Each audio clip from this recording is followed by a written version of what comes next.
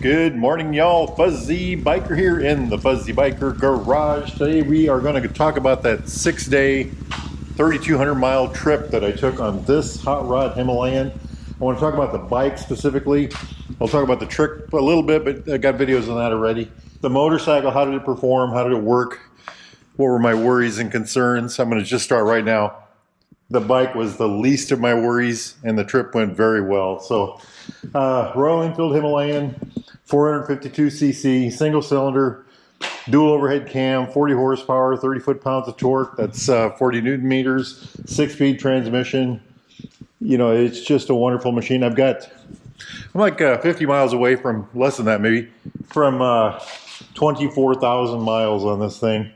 But it's just been a joy of a machine. It's a Royal Enfield ADV motorcycle. It's the second one I've owned. This is the first of this series. They've made two models. That's the first one I owned over yonder, that one with the red star over there. That one has 31,000 miles on it in 3 years. This one I got August 23rd of last year. This is what, the beginning of May sometime. And I've got, like I said, 24,000 miles on this thing already. This is the motorcycle we are going to take to Alaska, our Alaska trip. This is all our planning for that. I've got it outfitted up for the long rides, and I'm going to talk a little bit about that. So as far as the stock motorcycle goes, plenty of power. It's big single cylinder. It must have a counterbalance shaft because it's relatively smooth. I rode this on a 1,000-mile day ride, and that was just a couple weeks after I got the bike. 1,030 miles in 16 hours, and I thought my hands would just be destroyed. Same with my feet. The types of vibration that it has doesn't affect me anyway in the way that I thought it would. I've had Vivy bikes in the past. This is not one of them, apparently. Next thing to talk about would be the suspension on this thing.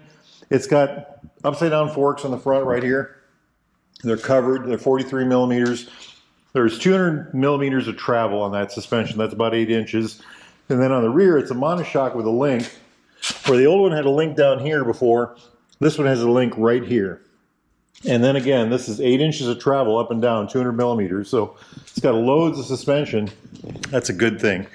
The thing, you know, we've been calling it the secret of the ADV bike, and that's that they make great highway bikes because they have so much suspension. I don't think it's a secret anymore. I think we all kind of get that now. A good highway bike, you know, that's a great highway bike, but it doesn't have the total amount of suspension as this. This one will, you know, I was in New Mexico and there were potholes the size of my motorcycle there. I'm not even joking about that on I-40. You know, with a suspension like this, if I would have hit them, I tried not to, it soaks it up a little more, you know, it does it a little better. Absolutely great machine. 21-inch front tire in the front. There again, that's another good thing for the long road because, you know, again, if you hit a big pothole, you go right over it. Now, you know, I've been talking about the street prowess of this bike. Well, that's because we did a Route 66 trip. That was that 3,200 mile trip. That was virtually all of that was on pavement. I have had this on Colorado BDRs. We are going to go to Colorado. I think we're going to go next week. I'm talking to Colorado Mark right now. We're trying to figure that out. And if we do that, I'm sure we'll see something other than pavement. We have had it out there before. We've done river crossings with this bike. That all happened in one day, but there were like 3 rivers. So it was really interesting. And, you know, the intake for the air is up here somewhere. So it's very high, you know, and we had it in knee-deep water, which is probably right here.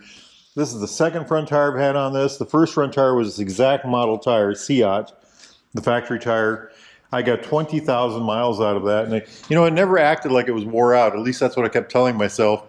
They put this one on and I thought, wow, that other tire was wore out. So, you know, when your tires get so far along, even if they don't act nasty, go ahead and get them changed. Tires are cheap, right?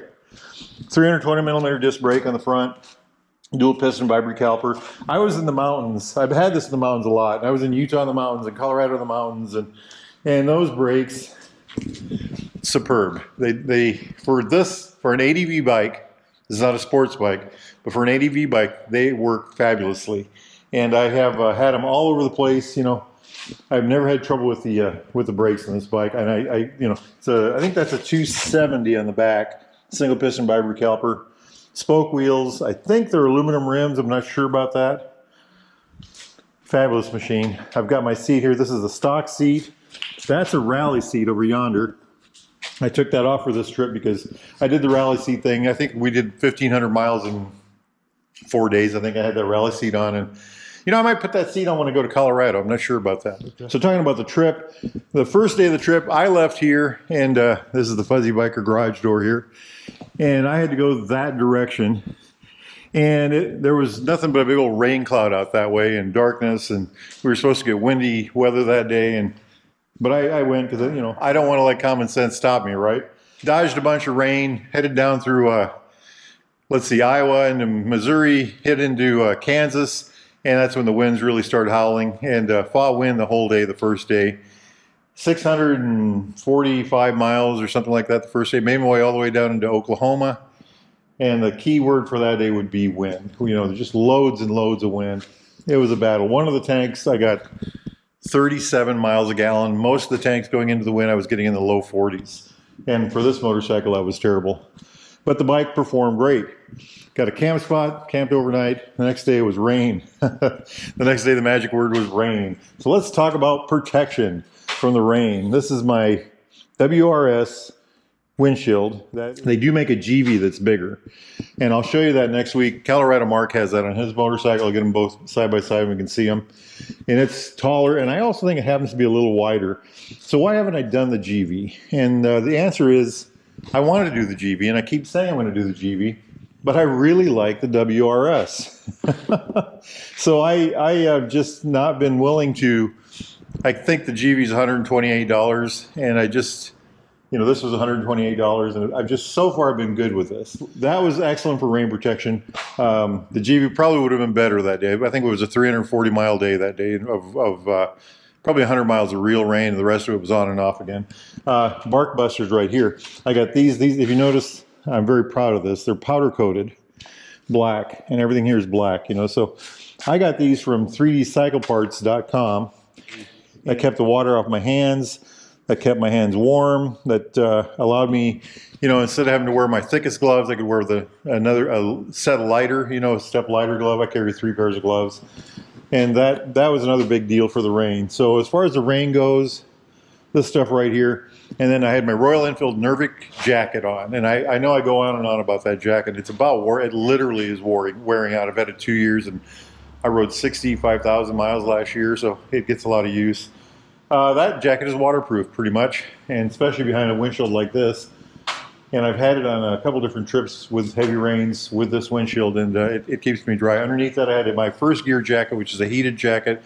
If you've never had heated gear and you ride anywhere where it's 40 degrees, you know, just get yourself some heated gear. I put this connector here on the side, and that's how I plug it in, and I am going to take that. So that's going to be my gear for Alaska as far as jackets go at this point, are going to be the Nervic jacket and the first gear heated jacket. That was the next step in my waterproofing for the rain. So it worked pretty good. It worked pretty good. Well, you know, while we're looking at things here, these are my, they're not Ram. Baxter Cycle sells Ram. These are the other brand. I can never read that because I'm blind. Double take mirrors. So I got double take mirrors.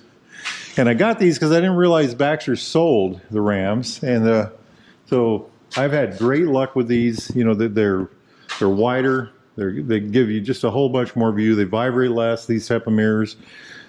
If you have an adventure bike, just spend the money. It's like $150, I think, something like that. So just go ahead and get them. This is my TPMS system for my tire pressure monitoring. I think that's a safety thing. You should have that. You should always, every day I check my tire pressure, my oil, my chain, and my antifreeze on this bike. Antifreeze in a little window down here. And so you should always check your tire pressure.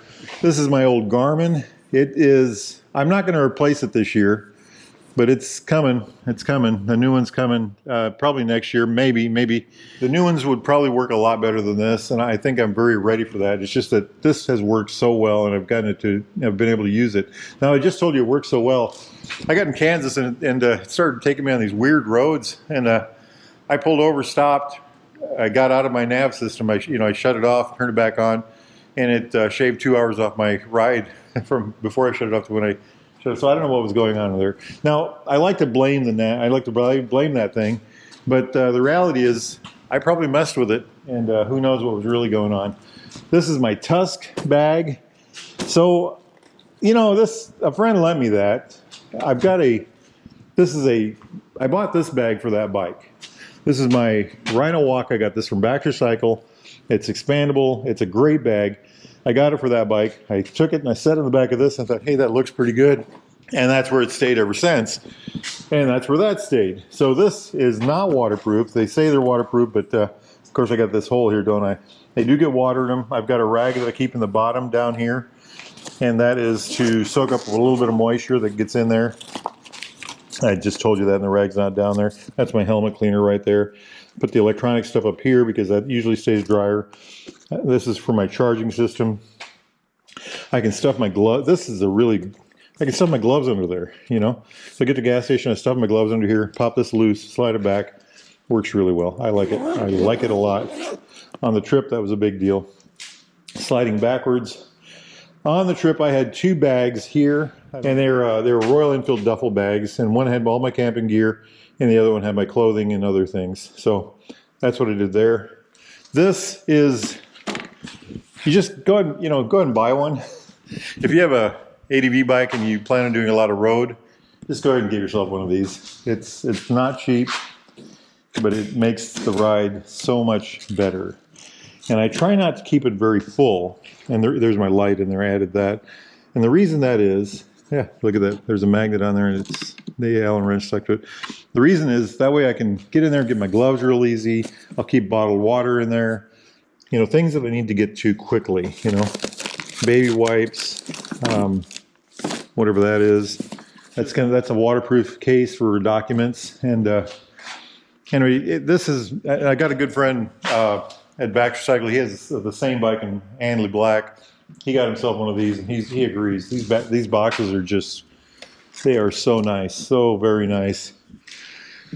This first aid kit was on the side. We'll talk about those bags in a minute. And we moved it up here for now. I'm not sure where I'm going to put that eventually, but that's where it's at right now.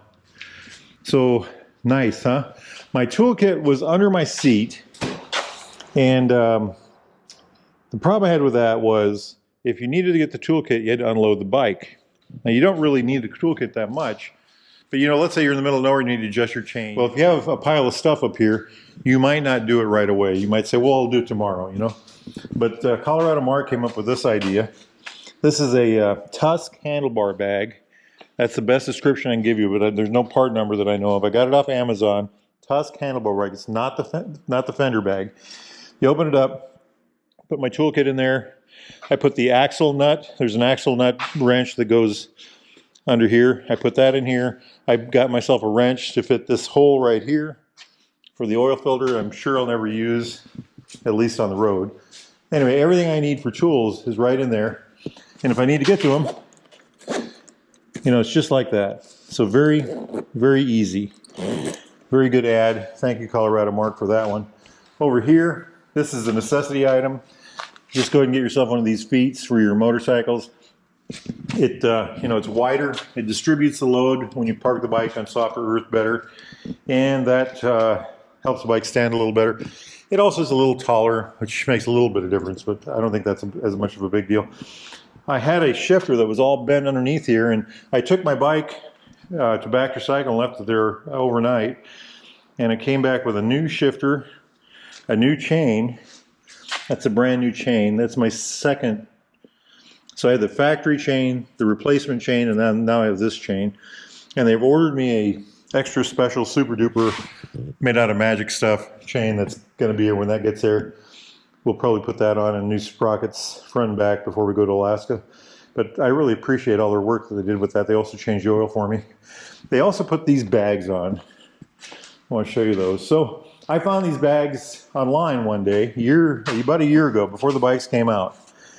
And I thought, wow, I got to have those bags. Then they just disappeared. Never saw them again. Don't know what happened to them.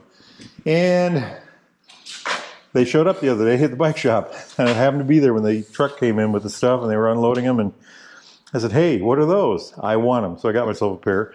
They are molded to fit the bike. See how they fit? They're made just specifically for this engine rack. They've got a, let me see if I can get them open here. So in here I keep my tire stuff and chain lube and stuff like that. There's a little indent here. So this is an air compressor, chain lube. I don't know what else I'll keep in here, but check it out, You can adjust these so they won't drop as far. So, and if these weren't on here, the whole thing would just drop out and everything there would just fall out. But they're supposed to be waterproof. They've got the shielded zipper. They also come with a, let me see if I can show you this, waterproof bag, one for each side. And I mean, check that out. So I've been meaning to get some of these for dirty clothes. I'm not exactly sure what I'm going to use this side for. That is really a neat ad. And those bags I'm going to use for dirty clothes, like I just said. Anyway, so the bike, how did it do me on the trip? Oh, one more thing, the tire. This has got 16,000 miles on it. That is a Dunlop Trail Max Mission. I ran those on my other bike. I've got that on this one. A couple weeks, we'll probably have 20,000 on that, and we'll get that. I'll put another one just like it on there. Although I'm considering other tires, a Motaz GPS or something like that, or I can't remember what it's called. The other one would be a Raid, Dunlop Trail Max Raid. But I need something. I need something rugged. And that's my first defense there. So how did the bike do on the trip? The bike was flawless. The bike never got hot. The bike never complained. The bike never did anything but exactly what I wanted it to do. It was comfortable. The seat is wide back here. It's narrow up here. I've got a lot of room to move around on it. You sit up and down, straight up and down. You reach the bars just a little bit, just enough to make you comfortable. The foot pegs are in a great spot, so it's a very comfortable riding machine. I sat on this, I think the longest day was, the last day was, I think the first day was 6:44, the second day was 3:40, the third day I can't remember, another day was like 6:45, and there was a 661 mile day, I think the last day was 661 miles. So, I did a lot of miles on it, and the bike did well, did very well. I was very happy. Of all the things I worried about, this was not one of them. Now I think it was the last day when I was leaving Colorado. I was at Colorado Mark's cabin, and I checked the chain, and it was all oily. And I thought, what's going on here? Because I hadn't oiled it, and I'd been riding on it. And I think the old chain had just given out. And the reason I think that happened is, 3,200 miles. At that point, it was 2,500 miles in 5 days. And I think it had just let itself go, and so we put, like I said, we put this better one on there. But as far as the engine goes, never a hiccup. I run usually 87 octane gas because there's a thing on the side that says 91, but that's Indian 91, and that's the equivalent to 87 in America. So I've never had any trouble with it. And like I said, 24,000 miles almost. So I just don't see that as a. It's been great. Other one is it's got a 4.5 gallon tank. I go into the valley, or I go up to Utah. There's a stretcher. It's 107 miles, no gas station.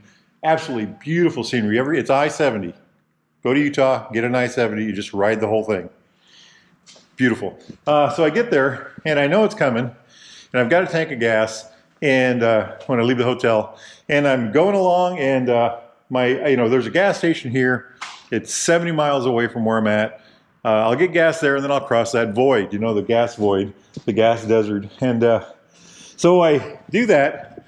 I get to where that gas station is supposed to be. It's not there. It's a shell of itself, empty building.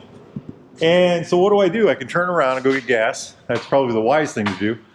But I also know this motorcycle. And there we go, 23,943 miles right there. So I also know this motorcycle. So I decided to... I would just drive slow. I would back it off and drive, 55, 60. I got to the other side of that void, and there was a gas station, and I think I put 3.4 gallons in. It's a 4.5 gallon tank, So I did pretty well, Instead of, what I did, I just slowed down, got better gas mileage, enjoyed the ride more.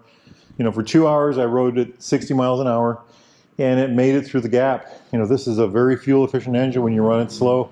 Just talking to a friend of mine the other day, and he has been 2-lane blacktopping here and gravel roading here in Iowa, and he's claiming he's in the high 70s right now. And the reason is, well, he's taking it easy on the bike, and when you pump up the speeds, especially when you get over 70, the gas mileage goes down substantially. But I was averaging on this trip, I think I averaged something like 51 or 52 miles a gallon. What would I do to make it a better trip bike? What would I do? I'm going to Alaska. What else am I going to do to make it better for that? The windshield is one thing, and I just can't get myself to do it yet.